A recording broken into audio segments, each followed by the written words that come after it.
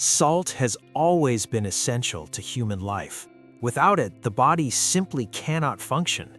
For thousands of years, salt was treated as precious, more valuable than gold in some regions, fought over in wars, controlled by empires, used as currency. The word salary comes from salt because Roman soldiers were paid with it. Today, salt is cheap, abundant, found in practically everything you eat, and yet, we constantly hear about high blood pressure, inflammation, water retention, cardiovascular disease, kidney problems. So an uncomfortable question emerges. How did something that sustained entire civilizations become the #1 villain of modern health? The answer will completely change how you see this mineral. Leave a comment now. Are you afraid of salt? Do you avoid salt? Tell me. Salt as currency. Middle Ages, Europe, North Africa, Asia. Salt wasn't just important, it was vital. Entire trade routes were established to transport salt. The Via Salaria in Rome, one of the oldest roads, was built specifically for salt transport. Entire cities were born around salt mines. Salzburg, Austria, literally salt castle. Why was it so valuable? 1. Food preservation. Without refrigeration, without chemical preservatives, without vacuum sealing, salt was the only way to preserve food. Salted meat lasted months, cured fish crossed continents, vegetables and brine fed families through winter. Without salt equals starvation. Health and bodily function. People knew intuitively that the body needed salt. Workers sweating under the sun needed salt to replace what they lost. Pregnant women craved salt instinctively. Soldiers on the march received extra salt rations. The body signaled the need, and people listened. Trade and power. Controlling salt meant controlling wealth. Empires taxed salt heavily. The French gabelle, salt tax, was one of the causes of the French Revolution. In India, British control over salt led Gandhi to lead the Salt March in 1930. Salt was power. If this is already making you think differently about salt, like now.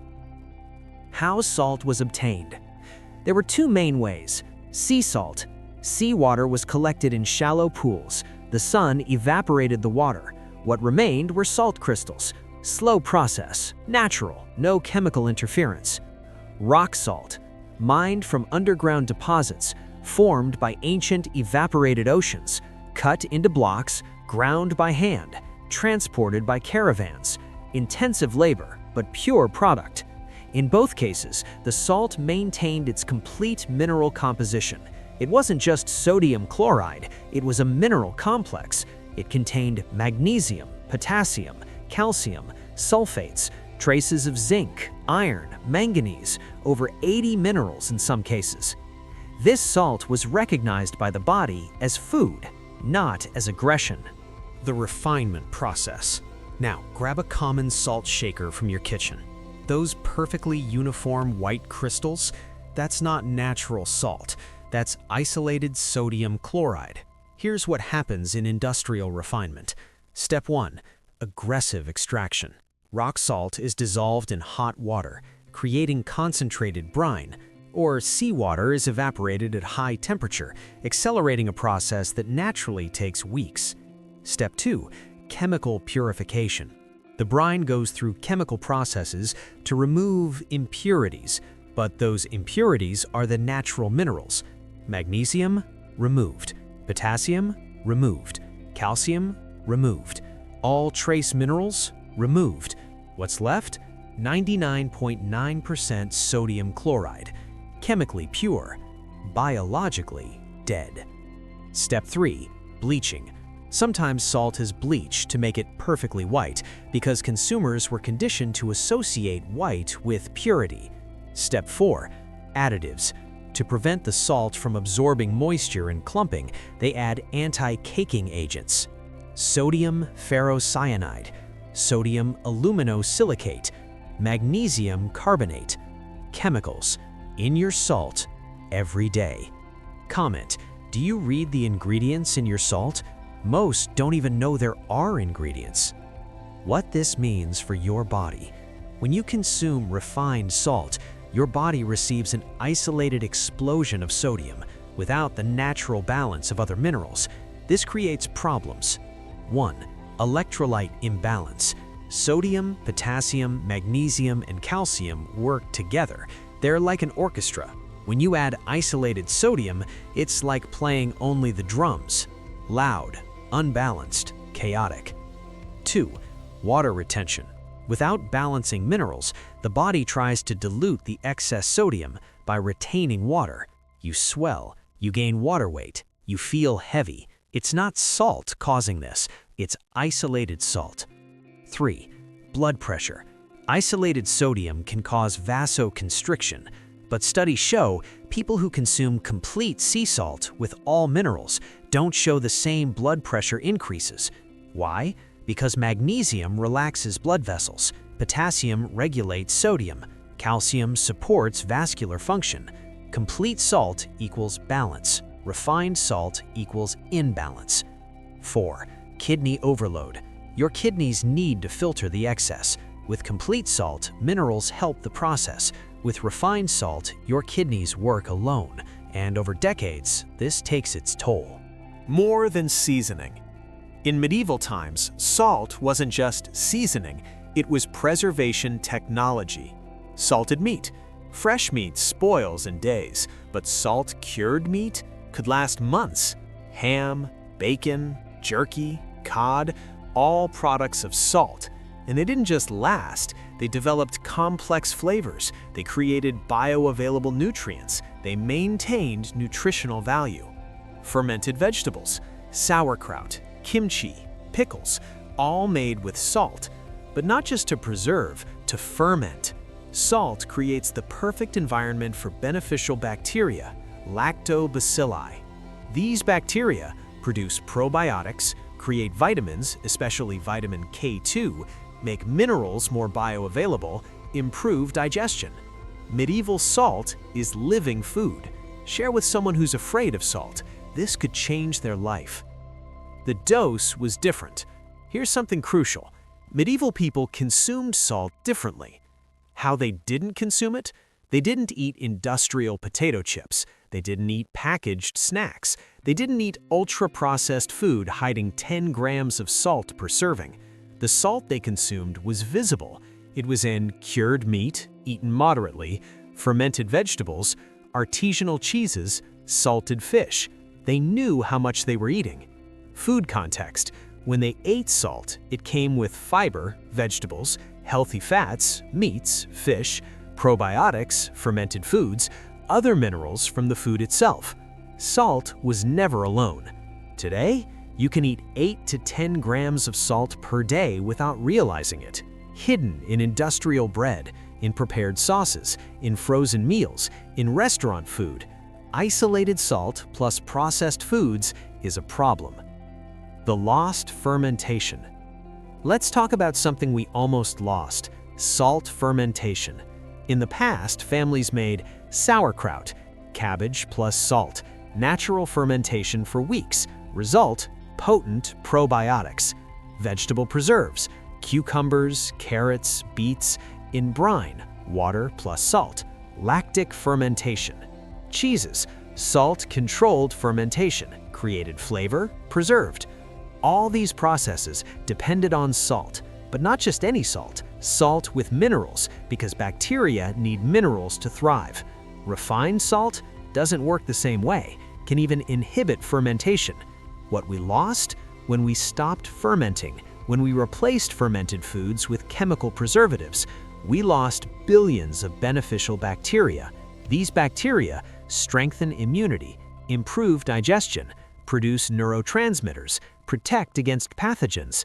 Medieval salt wasn't just preservation, it was transformation of food into medicine. How salt became the villain. 1970s, 80s. Studies began associating high sodium intake with high blood pressure. And they were correct, partially. The problem? They didn't distinguish between isolated refined salt in processed diet versus complete salt in whole food diet. They treated all salt as equal and created guidelines: reduce salt, avoid salt, salt is dangerous. What happened? People reduced salt but continued eating white bread, refined sugar, industrial vegetable oils, ultra-processed foods. The real problem wasn't touched, and salt took the blame. The inversion. Here's the irony. Salt became the villain, but sugar? Still in everything. Industrial oils dominate food. Ultra-processed foods are the foundation of modern diet. More recent studies show people who consume complete mineral salt in a whole food diet don't show the same problems. In fact, some studies show very low salt restriction can be more dangerous than moderate consumption because the body needs sodium for nerve function, for muscle contraction, for nutrient absorption, for fluid balance. It's not ancestral salt that makes you sick. It's the modern context that was inserted into. Refined salt plus processed food plus sedentary lifestyle equals problem. Industrial logic. Why refine salt? Because it's more profitable. Natural sea salt takes weeks to produce, varies in color and texture, contains moisture, can clump, limited production. Refined salt, quick mass production, perfectly uniform, doesn't absorb moisture, additives, long shelf life, unlimited production. For an industry wanting to maximize profit, the choice is obvious. Consumer conditioning. Consumers were trained to value purity equals immaculate white, quality equals perfect grains, convenience, never clumps, but these qualities have no relation to nutrition. They're just aesthetics and industrial convenience, not health. Choosing real salt. Look for 1. Unrefined sea salt. Slightly gray or pink color, minerals, irregular crystals, may have moisture, more complex flavor. 2. Himalayan pink salt. Mined from ancient deposits, rich in minerals, color comes from iron, unrefined, untacked crystal structure. 3. Fleur de sel. Hand-harvested sea salt, minimal processing, delicate texture, expensive but pure. 4. Celtic salt. Harvested in France, moist and grayish, very high mineral content, intense flavor. Avoid common table salt, iodized salt, synthetic iodine added, perfectly white salt, salt with a long list of additives. How to use it. Don't be afraid of real salt. If you eat whole foods, if you cook at home, if you use complete mineral salt, your body knows what to do with it. Use salt for fermentation. Make your own sauerkraut. Ferment vegetables. Use quality salt. Cooking.